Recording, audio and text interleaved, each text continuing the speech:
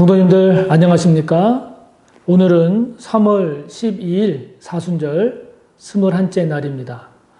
오늘 우리가 함께 볼 말씀 마태복음 5장 5절의 말씀입니다.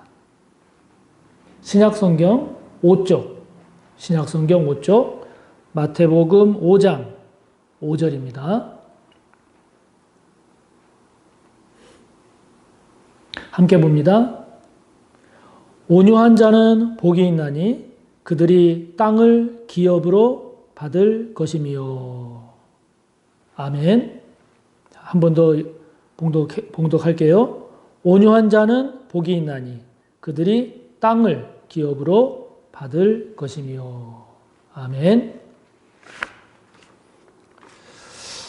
오늘 우리가 함께 생각해 볼 주제는, 생각해 볼 것은 온유입니다. 온유.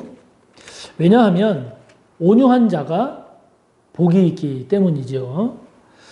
이 온유라는 말에 한자를 보면 따뜻할 온, 부드러울 유, 이렇게 한자를 씁니다. 그러니까 온유하다라고 하는 것은 따뜻하고 부드러운 것을 말하죠.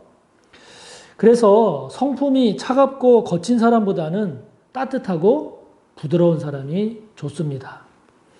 차갑고 거친 사람에게는 이 마음의 문도 잘 열려지지가 않지요. 오히려 움츠러듭니다. 그리고 경계하게 되고, 그리고 거리감을 두거나 등을 돌리게 되지요.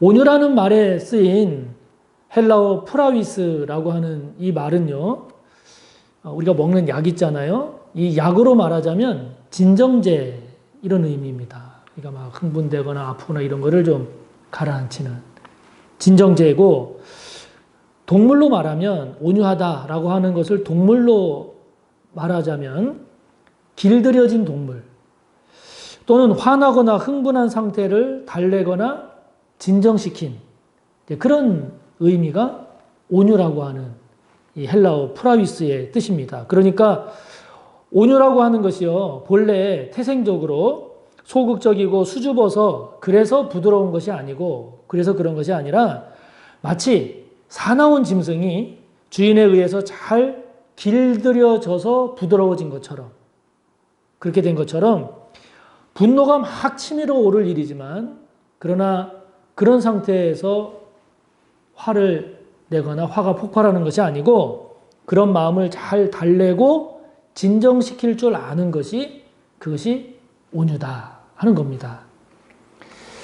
제가 굉장히 좋아하는 권투 선수 중에 지금은 은퇴했지만 세계적인 권투 선수였던 조지 포먼이라고 하는 권투 선수가 있습니다. 1968년에 멕시코 올림픽에서 헤비급 금메달을 땄고요. 그 뒤에 이제 프로로 전향을 해서 1970년대를 풍미했던, 그야말로 가공할 만한 강펀치의 소유자, 마이크 타이슨과 같은 이런 핵주먹의 대명사가 이 조지 포먼이었습니다.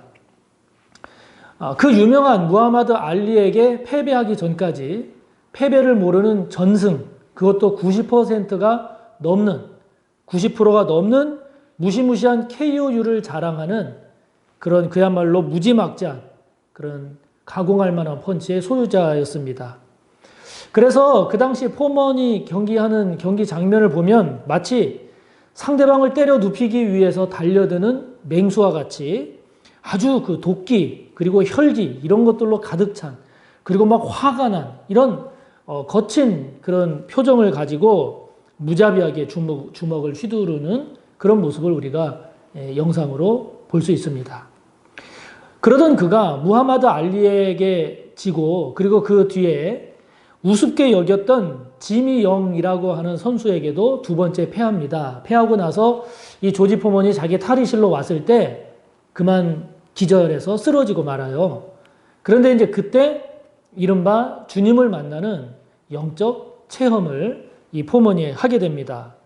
그리고 나서 포먼이 권투를 그만둬요. 은퇴를 합니다. 은퇴를 하고 자신이 성장해온 그 과정처럼 불우한 환경에 있는 청소년들을 선도하고 전도하기 위해서 이 포먼이 신학을 공부합니다. 그리고 마침내 목사님이 됩니다. 목회자가 된 후에 그 불우한 청소년들을 선도하고 양육하고 전도하기 위한 이제 센터도 짓고 그리고 그를 이제 막 운영을 하는데 얼마나 많은 돈이 들어가겠어요. 거기에 자기가 권투를 통해서 번 돈을 다 쏟아붓습니다. 쏟아붓는데 이게 한두 달이 아니고 이제 몇 년을 계속 하다 보니까 재정적으로 계속 압박을 받는 거죠. 그래서 이 조지 포먼이 고민하고 기도를 하다가 그 부족한 재정을 채우기 위해서 권투 선수로는 할아버지, 그것도 뭐 한참 지난 할아버지에 해당이 되는 39살에 다시 링에 복귀를 합니다. 복귀할 때 사람들이 다 미쳤다고 했죠. 그리고, 그냥 단순히 돈 벌려고 그러나 비난하기도 했고, 그것 이전에 과연 그 나이에 그 몸으로 이게 경기가 될까? 모든 사람들이 다 비웃었는데요. 그렇게 39살에 복귀하고 나서 예전에 그랬던 것처럼 끊임없는 계속되는 KO 퍼레이드를 이 포먼이 이어가게 됩니다. 말도 안 된다고 했던 사람들, 모두가 미친 짓이라고 했던 사람들의 입을 틀어막죠. 계속해서 KO 퍼레이드를 벌이다가 마침내 1994년 46세라고 하는 믿겨지지 않는 그런 나이에 그 당시 헤비급의 그 무패의 챔피언이었던 마이클 무어러를 10회 KO로 이기고 마침내 세계 헤비급 챔피언의 자리에까지 오르게 됩니다. 그런데요, 이런 포먼에게 있어서 더 화제가 됐던 것은 그 46살에 헤비급 챔피언이 됐다. 이것도 큰 화제였지만 그러나 더 큰 화제가 됐던 것은 뭐냐면 이 포먼이 39살에 복귀를 하고 나서 그 이후에 그가 가졌던 경기 모습이 예전에 젊은 시절에 70년대에 권투를 했던 포먼의 모습과는 너무나 다른 거예요. 그게 오히려 더 큰 화제가 됐습니다. 70년대 20대에 그 한창 젊었을 때 경기를 보면 막 화나고 난폭하고 무서운 그리고 쓰러져가는 선수마저도 그냥 막 가격했던 그런 거친 이제 그런 야수와 같은 그런 포먼이었다라고 하면 이제 39살에 링에 복귀한 포먼은 그 모습이요. 진짜 완전히 사라졌어요. 그 모습에 그 아주 속까지 그냥 싹 없어진 것처럼 완전히 다른 사람이 됐는데 어떤 사람이 됐냐면 경기를 할 때 이게 그냥 막 때려 눕히려고 달려드는 이런 선수가 아니라 동네의 어떤 인자한 아저씨, 옆집에 살고 있는 착한 아저씨와 같은 그런 모습으로 바뀐 거예요. 바뀌어서 상대방하고 경기를 할 때에도 상대방이 쓰러지려고 하면 가격을 하지 않습니다. 그리고 상대방이 뭐 마우스피스가 빠졌다든지 그러면 심판에게 저거 끼워야 되는 거 아니냐 이렇게 선수를 배려할 만큼 완전히 다른 모습의 포먼의 경기 모습을 보게 됩니다. 그래서 예전처럼 무조건 이겨서 많은 돈을 벌려고 하는 것이 아니라 선한 동기로 선한 목적을 위해서 전도와 선교를 위해서 권투하는 그 포먼의 모습이 처음에는 의심스럽고 처음에는 믿지 않았고 처음에는 과연 제대로 된 경기를 할 수 있을까 했던 사람들이 나중에는 이렇게 계속되는 포먼의 경기를 보면서 그 진정성, 그 간증을 받아들이게 됐고 그리고 그 포먼의 변화된 모습에 대해서 전 미국 사람들이, 전 세계인들이 박수와 갈채를 보내는 그런 상황이 된 거죠. 그래서 그 후에 포먼은 다시 은퇴를 하고 지금까지 친근한 아저씨, 그야말로 온유한 사람이 되어서 정말로 온유한 사람이 어떤 모습인지를 잘 보여주면서 지금도 사역을 하고 있습니다. 여러분들이 관심이 있으시다면 70년대 경기 모습과 그 이후의 모습을 보시면 확인하실 수 있을 겁니다. 예수님은요, 온유한 사람이 복이 있다 말씀하십니다. 그리고 그 사람이 땅을 차지할 것이다 라고 말씀하십니다. 예수님 당시는 로마가 세계를 지배했죠. 로마가 세계를 지배했을 당시 그때는 강한 자가 세상을 정복하고 세상을 다스린다 라고 하는 이런 약육강식의 시대였습니다. 그런 강한 자만이 살아남고 약한 자는 죽는 그런 약육강식의 그 시대에 그 세상 한복판에서 지금 예수님은 온유한 자, 따뜻하고 부드러운 자, 난폭한 기질과 성품을 잘 다스려서 주인의 뜻에, 즉 하나님의 말씀과 하나님의 뜻에 잘 길들여진 자가, 온유한 자가 복이 있다라고 지금 주님은 말씀하시는 겁니다. 그런 자가 결국 땅의 주인이 된다고 선포하시는 겁니다.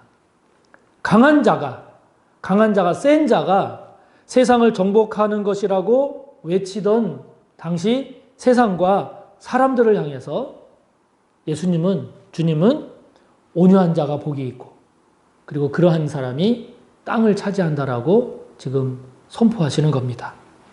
여러분, 부드러움이 강함을 이긴다라는 말을 하지요. 흐르는 시냇물이 큰 바윗돌도 부드럽게 만듭니다.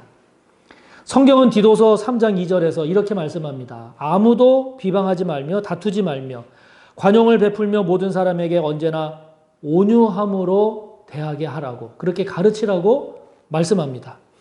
예수님 말씀하십니다. 나는 마음이 온유하고 겸손한 자니 내 멍에를 메고 내게 배우라고.